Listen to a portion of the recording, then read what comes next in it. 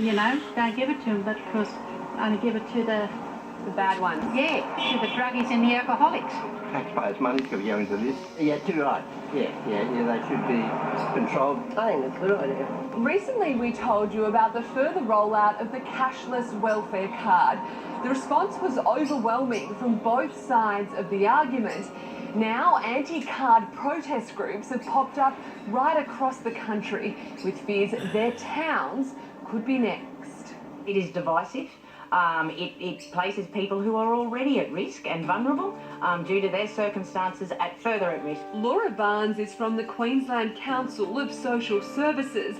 They're vehemently against the card and any further rollouts.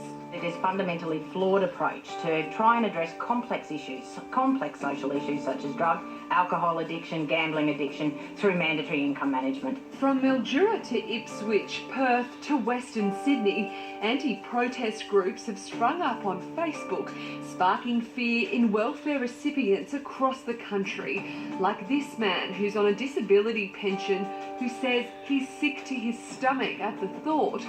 They're all linked back to the national No Cashless Welfare Debit Card page, run by a small group of protesters, including this woman who passionately asked Bill Shorten to dump the controversial card last month. We are still Australian citizens and all we ask is to be equal, please.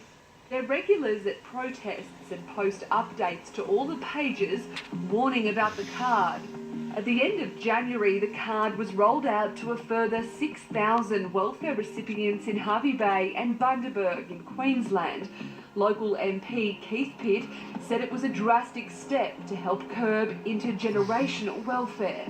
I've had reports from principals, from school teachers, that they do have students that tell them that they want to go on to New Start. I mean, that's just terrible.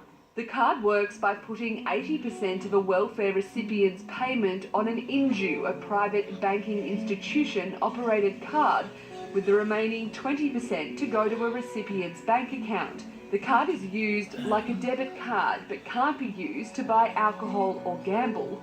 The government has committed to a 5th trial site, but where that will be is anyone's guess. That hasn't stopped communities like Logan and Ipswich, where data shows half the population is on some sort of welfare, protesting against the card.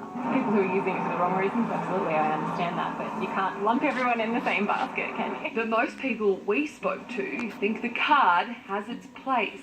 I think it's a good idea. Yeah, why? Especially in Ipswich. Some people just waste their money on alcohol. Do you think it would help you to go on a card like this? No. And the bills will get paid. It's money in the right place. And it shouldn't make any difference, really, if they're doing the right thing. I've worked in the liquor industry 10 years, so I've seen what liquor can do to people.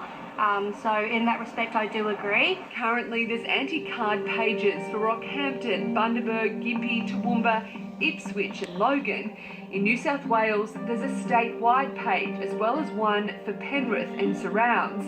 In Victoria, there's also a statewide page and one for Mildura, while Ceduna and Kalgoorlie, where the trials are currently running, also have pages protesting the cards.